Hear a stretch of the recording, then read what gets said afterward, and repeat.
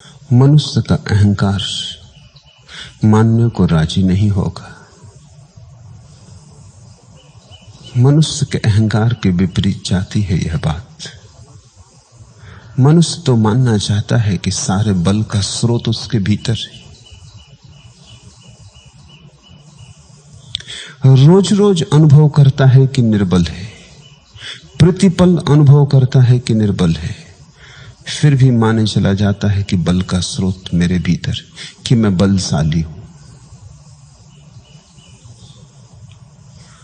जीवन भर इसी विषाद की कथा है कि तुम सोचते हो कि बलशाली हो और सिद्ध होता है कि निर्बल हो, मगर सीखते नहीं। हारते हो, हारते चले जाते हो, मगर विजय की आकांक्षा मन में मंडराती रहती। ये जो विजय की आकांक्षा है मन में, ये तुम्हें स्वीकार न करने देगी कि निर्बल के बलराम। ये कोई वचन मात्र नहीं है, यह एक जीवंत अनुभूति है। अभिराम को तो छोड़ो, अभिराम से तो तुम्हारा कुछ लेना देना नहीं। अभी तो एक ही बात समझो कि तुम निर्बल हो। बल सिद्ध कहां हुआ? बलशाली से बलशाली को अंततः हम धूल में पड़े देखते। यहां सिकंदर भी खाली हाथ ही आते और खाली हाथ ही जाते। यहां सब सिंहासन आज नहीं कल सूलियां बन जाते। जिनको कल बहुत अकड़ते देखा था, वे सब अब कहां हैं? इस पृथ्वी पर बहुत लोग अकड़ के चले, करोड़ों लोग अकड़ के चले,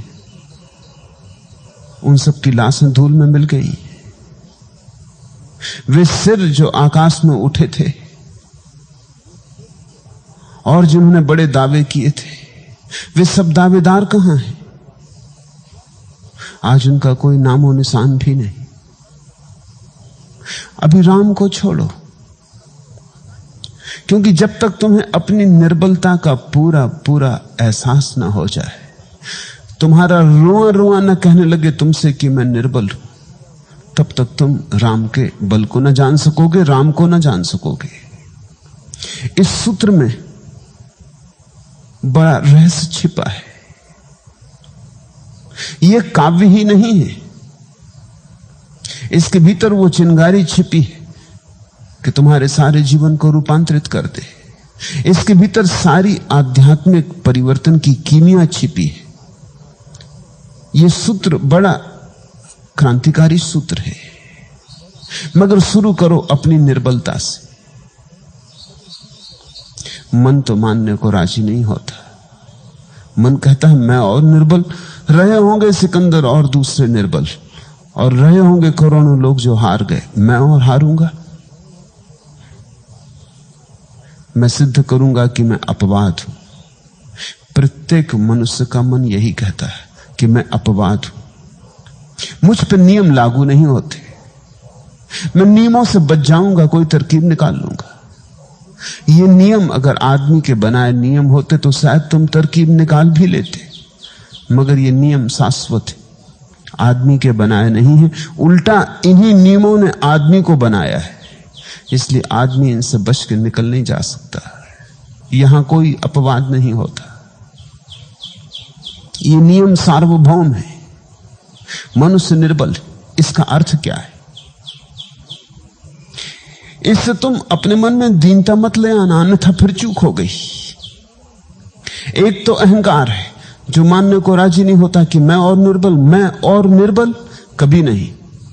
फिर अगर जीवन सिद्ध ही कर दे, जो कि करेगा ही, क्योंकि गलत बात को लेकर तुम चले थे कि 2 2 5 होते हैं, आज नहीं कल, कल नहीं परसों।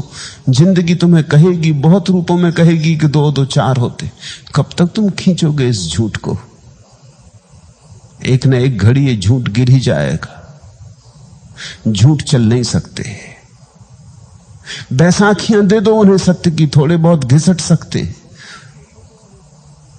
लेकिन चल नहीं सकते। उनके पास अपने कोई पैर नहीं होते, उनके पास अपना कोई प्राण नहीं होता। तो ये झूठ रोज लड़खड़ाएगा, रोज गिरेगा, जगह जगह गिरेगा, रास्तों पे, चौराहों पर, हर पड़ाव पे तुम्हें दिक्कत देगा। कभी ना कभी तो तुम्हें दिखाई पड़ेगा कि नहीं, मैं निर्बल हूं। मगर तब खतरा है कि कहीं तुम दूसरी अति पर न चले जाओ और तुम ये सोचने लगो कि मैं दीनहीन हूं। तो फिर अहंकार वापस लौट आया, नई शकल में लौटा। पहचान न सकोगे ऐसा वेश रख के लौटा। पहले सम्राट होने का दावा करता था, अब भिखारी होने का भाव लेकर लौटा। निर्बल का अर्थ भिखारी नहीं होता है। निर्बल का इतना ही अर्थ होता है कि बल का स्रोत मैं नहीं हूं। इसमें दीनता का कोई कारण ही नहीं है। गुलाब का फूल कमल नहीं है, इसमें दीनता का क्या कारण है? कमल का फूल गुलाब नहीं है, इसमें दीनता का क्या कारण है? आंख सुनती नहीं, इसमें दीनता का क्या कारण है? कान देखते नहीं, इसमें दीनता का क्या कारण है? ऐसा है। दीनता का भाव भी तभी पैदा होता है जब हम कुछ और चाहते थे और वैसा नहीं हो रहा, तो दीनता पैदा होती। तो दीनता में भी अहंकार ही छिपा हुआ है। पराजित अहंकार, हारा हुआ अहंकार, गिरा हुआ अहंकार। रस्सी जल गई कहते, लेकिन जल जाने के बाद भी रस्सी की अकड़ नहीं गई। अहंकार हार गया, लेकिन अब हार के भी एक नए रूप में मौजूद है। अब तुम सोचने लगे मैं दीनहीन, मैं कुछ भी नहीं। मगर अभी भी तुम्हारी पुरानी बात कहीं स्वर किसी पृष्ठभूमि में गूंज रही है। अभी भी तुम उसी से तौल रहे हो। उसी के आधार पर तो तुम्हें लग रहा है कि तुम दीन हो। तुमने चाहा था सम्राट होना, नहीं हो सके, अब लगता है कि भिखारी हो। न तुम सम्राट हो, न तुम भिखारी हो। निर्बल का अर्थ होता है बल के स्रोत तुम नहीं। बल का स्रोत परमात्मा है। क्यों? क्योंकि यह अस्तित्व इकट्ठा है। इसके बल का स्रोत एक ही है, बहुत नहीं। व्यक्ति अपने को अलग मान लेता है, वहीं भ्रांति शुरू होती, माया शुरू होती, अहंकार का जन्म होता है। जिस क्षण तुमने समझा कि मैं अलग हूं इस विराट से, उसी क्षण झंझट शुरू हुई। तुम अलग नहीं हो। इन वृक्षों को देखते हो, ये वृक्ष जमीन में जड़ें गड़ाए खड़े। जमीन के बिना ये जी ना सकेंगे। प्रतिपल जमीन इन्हें रस दे रही और हवाओं से श्वास ले रहे हैं, पत्ते पत्ते से श्वास ले रहे हैं। हवाओं के बिना भी ना जी सकेंगे। हवाएं प्राण दे रही हैं और सूरज की किरणों में नाच रहे हैं। सूरज की किरणें ऊष्मा दे रही, गर्मी दे रही, ताप दे रही। जीवन उसके बिना भी ना हो सकेगा। ये सारा अस्तित्व एक छोटे से वृक्ष से जुड़ा है और एक छोटा सा वृक्ष सारे अस्तित्व में फैला है। ऐसे ही हम हैं, चलते फिरते वृक्ष। श्वास ना आएगी तो तुम जी ना सकोगे। तो प्रतिपल परमात्मा तुम्हारे भीतर श्वास डाल रहा है। बाइबल में कथा है कि भगवान